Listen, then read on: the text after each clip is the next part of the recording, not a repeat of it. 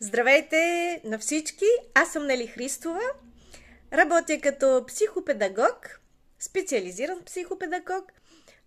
Също така съм консултант по личностно развитие, както и констелатор.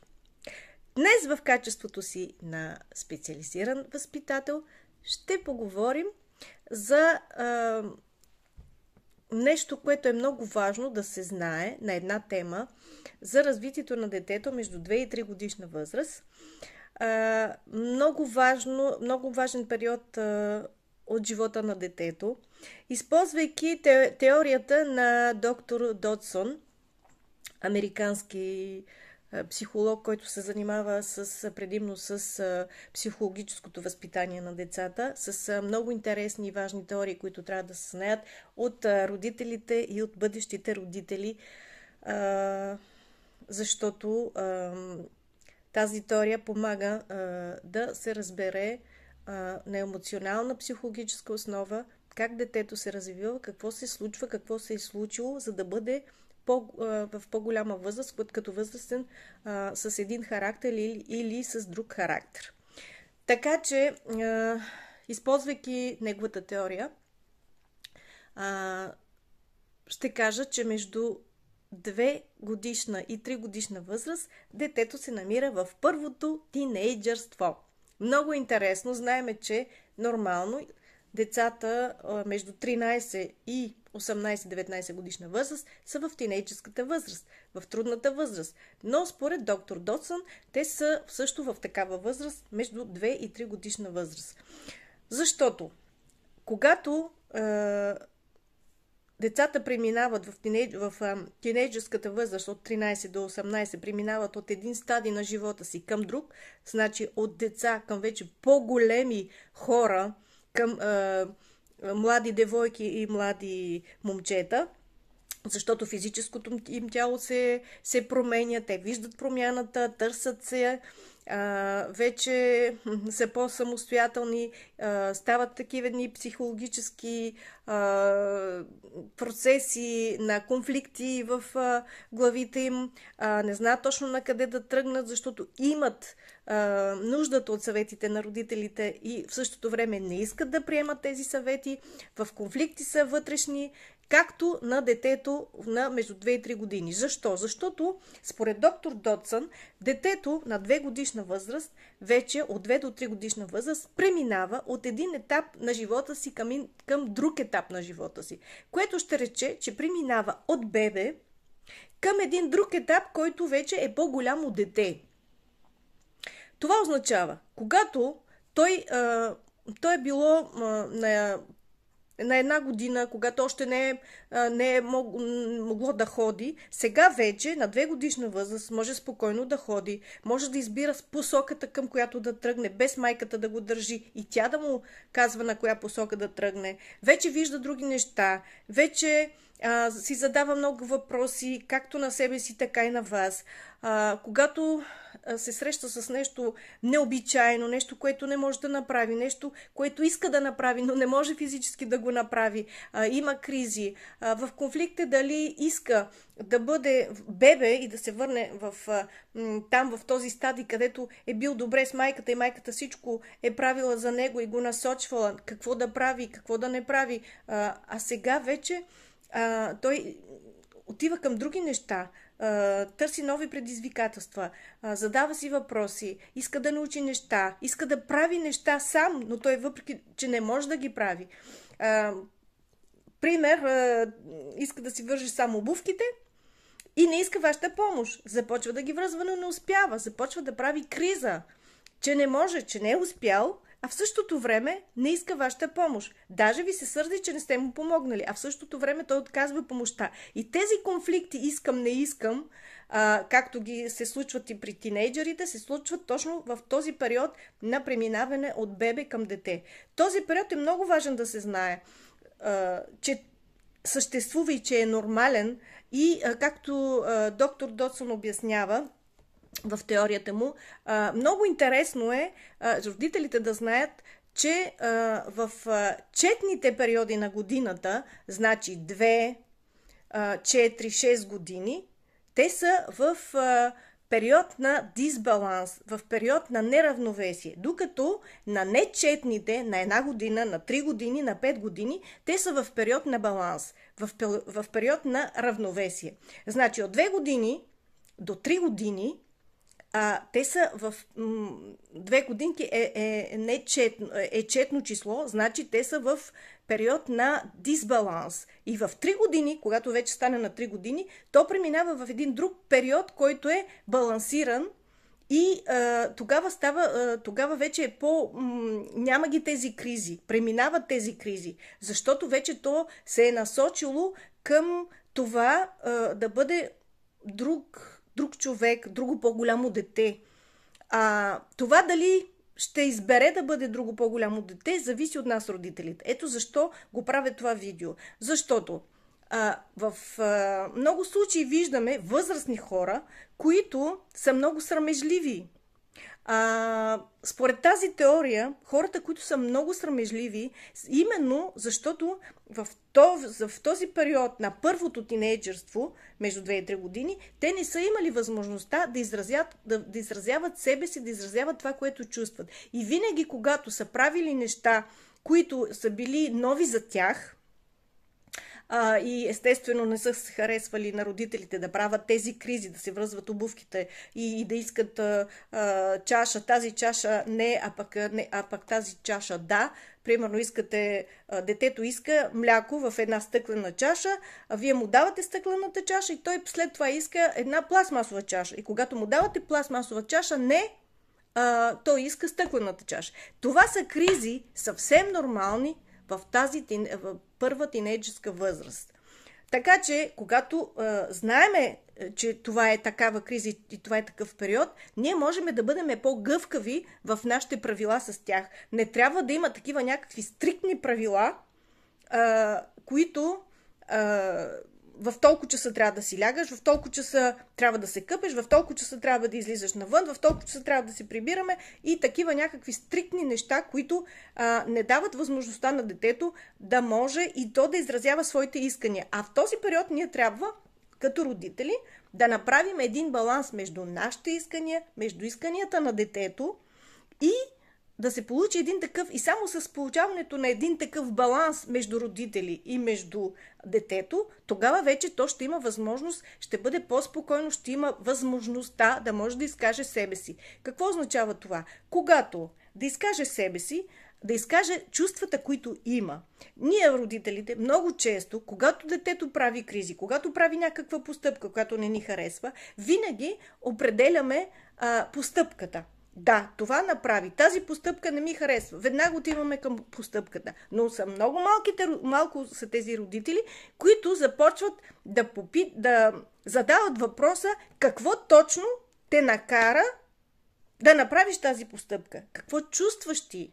Защото всеко едно дете прави нещо, защото е подбудено от някакви чувства, от някакви вътрешни емоции, които тия вътрешни емоции той ги изживява. Ние, родителите, можем да коригираме постъпката, но ние не можем да коригирам чувствата на детето. Това са неговите чувства, това са неговите емоции, които то има правото да ги притежава, да ги изпитва. Ние просто трябва да сме тези, които трябва да даваме възможност той да ги изразходва, да ги изказва, да не се наслагат в него. И точно за това говорех, че когато хората, когато са възрастни и са много, не могат да се изказват, срамежливи са, не могат да устояват себе си, точно защото родителите са се държали така, че не са му давали възможността да изказва своите чувства и своите емоции, а просто са коригирали поведението, което е било съвсем нормално на тази възраст да се случва. Има други пък родители, които, ако, примерно, да ви дам един пример конкретен, ако има разногласия между брат и сестра, които се случват много често, или двама брати, двама сестри, няма значение, те се бият или си казват мразяте, например. И родителите какво правят? Стават съдия изпълнител. Вместо да питат какво породи това нещо да го кажеш в тебе. Какво се случи? Ела да кажем на сестра ти, ела да кажем на брат ти, какво се случва в теб? Защо това го казваш? Защо го удряш? Какво се случва? А ние започваме да казваме кой започна пръв, какво случва. И наказваме този, който е прав и който не е прав. В този случай обаче не трябва да търсиме кой е прав и кой не е прав. В този случай трябва да търсиме и да разбереме коя е причината, какви са чувствата, които е изпитало това дете, за да каже това на сестра си или на брат си, или да го удри, или нещо подобно. Какви са чувствата? Защото когато едното дете е наказано, защото е право, другото не е право, то нито едното дете, нито другото дете ще разберат какво се случва и ще могат да изкажат своите чувства и според чувствата, защо го ударил, защото имал желанието да направи нещо, което сестрата или брат му не е позволил, и всъщност няма да бъде разрешен въпроса по правилния начин. Ще има един наказан, ще има някой, който е прав и ние ставаме съдия-изпълнители. Нашата роля не сме да са съдия-изпълнители, а нашата роля е да направим така, че детето да осъзнае, изразявайки чувствата си, че тази постъпка не е най-адекватната, за да постигне това, което иска. Ние можем да му кажем не по този начин. Има други начини, според неговите чувства, да се направи това нещо. Можеш да поговориш с сестра ти, можеш да кажеш какво искаш, можеш най-спокойно да дойдеш при родителите, да обясниш за какво става въпрос и да му дадем тази възможност, той всеки път да идва и да обяснява какво чувства, когато еди какво си нещо направи. И даже след време това дете няма да прави някаква постъпка, първо ще дойде и ще каже, еди какво си чувствам и това не ми харесва. Ще почне да е по-малко агресивно, защото всеки път и всеки един път ще може да изразява тези чувства.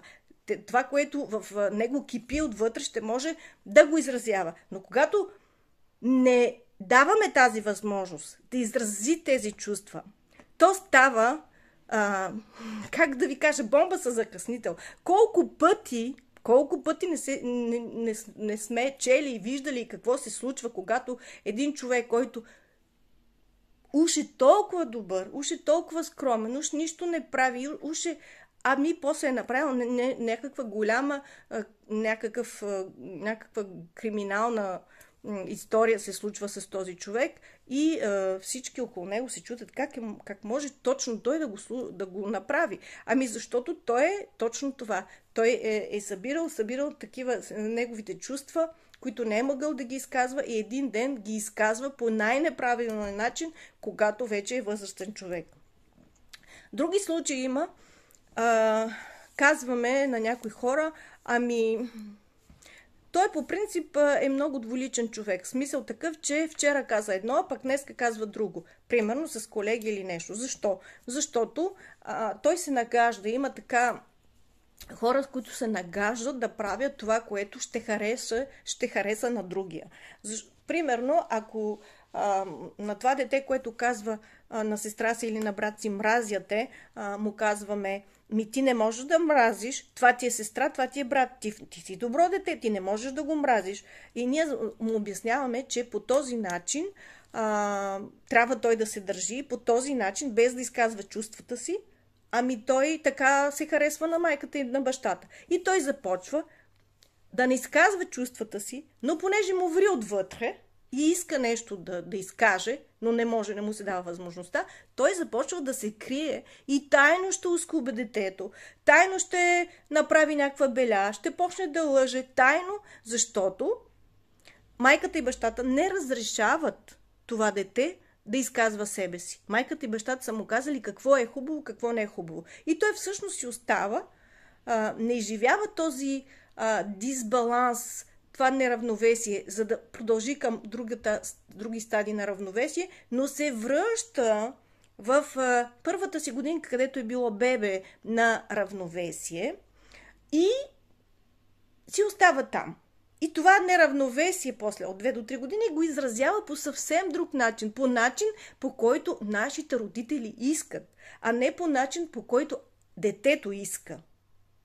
И в бъдещия живот, после това дете, в зависимост от това дали се е изразявало, дали не се е изразявало, дали му се дава възможност или не, то оформя характера си. Или е много чувствителен, или е много срамежлив, или е много агресивен, или е, както казваме, с двуличник, смисъл, че не може да си изкаже мнението. Колко пъти искаме да се харесваме на нашия шеф, без да му казваме, че това не ни харесва. Защото ни е страх от последиците, защото ни е страх от наказание, както са ни наказвали, когато сме били малки, за неща, които сме правили и защото сме търсили някакви други предизвикателства. И в този момент, когато не сме имали тази възможност да изкажеме нашите чувства, ние сме си замръзнали в тези чувства и по-нататък вече в подсъзнанието те ни излизат. И правиме така с колеги, с шефове, не смеем,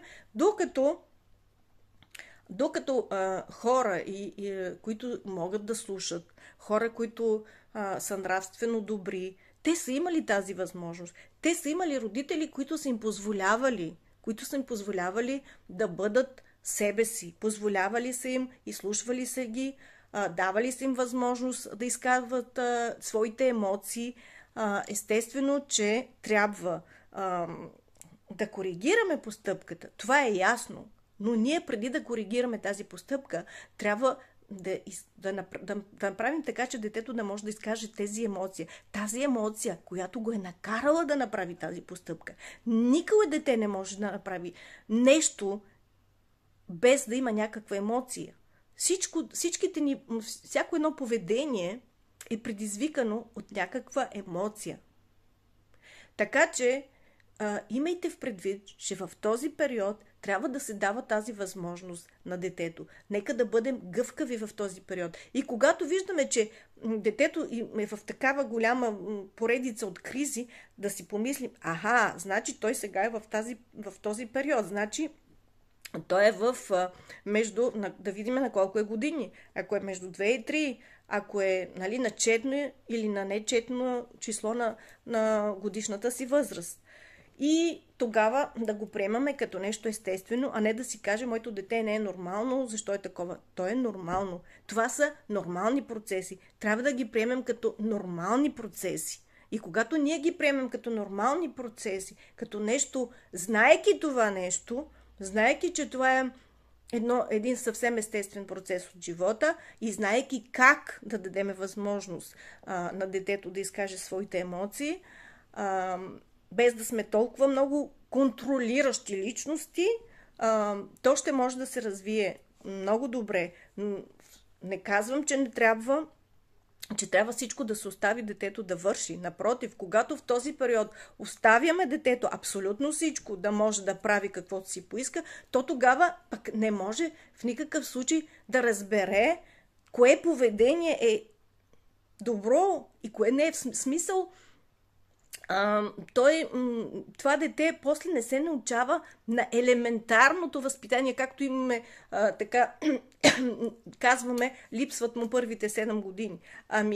Аз бих казала, липсват му точно в този период на дисбаланс, на неравновесие, му липсва това нещо да е било научено именно коя постъпка и с коя емоция това се изразява. Защото то всичко прави, всичко му е позволено. За него то не знае. То не знае, всяка една емоция, която изживява, е окей за него. Защото във всяка една емоция той прави неща и постъпки, на които родителите не обръщат внимание.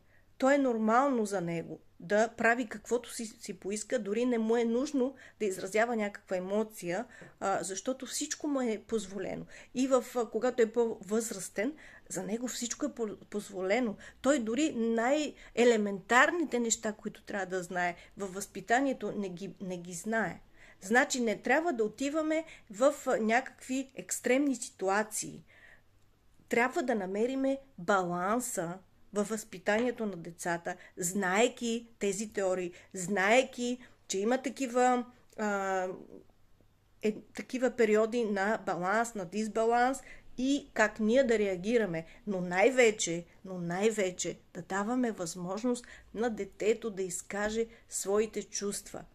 Нека да ги изказва на чувствата си, нека да не се превръщаме в съдии или в някакви хора, които винаги искат да коригират поведението без да знаят кое чувство е породило това нещо. Тогава вече сме, ако това го правиме, ние не сме на правилното,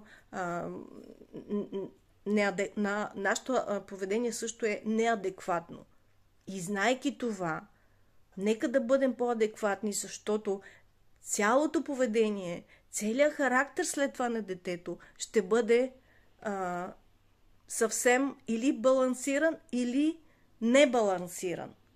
А това родителите го правят. Така че, когато са в такива периоди, не се притеснявайте, давайте им тази възможност да бъдат себе си, бъдете по-гъвкави и в следващото видео ще се опитам да дам някои конкретни примери, с които да може да се работи в конкретни ситуации. И ако имате вие някакви въпроси, напишете ми под видеото, абонирайте се за моята страница и ще направим и лайв, който после с вашите въпроси да мога да ви отговоря. Надявам се да съм ви била полезна и до много скоро!